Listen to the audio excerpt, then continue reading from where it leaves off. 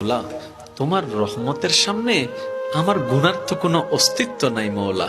আমার গুনাহ না হয় পাহাড় পরিমাণ হবে, বেশি থেকে বেশি আসমান পরিমাণ হবে, না হয় পুরা পৃথিবী পরিমাণ হবে। তোমার রহমত তো অগণিত, তোমার রহমত তো অসীম, তোমার রহমত তো আনলিমিটেড।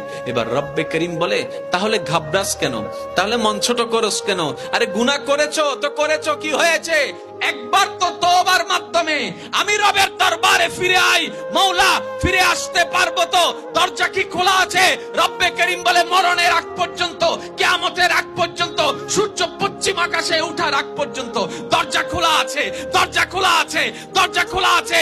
এবার বান্দা বলে, মৌলা 24টা ঘন্টার কোন টাইমে আসলে সেই দরজা খোলা পাবো? রব্বে করিম বলে, আরে ব্যাংকের দরজা খোলা থাকে নির্দিষ্ট সময়ে, অফিস আদালতের দরজা খোলা থাকে নির্দিষ্ট সময়ে, এমনকি ঘরের দরজাও খোলা থাকে নির্দিষ্ট সময়ে, এর বাইরে যায় না। কিন্তু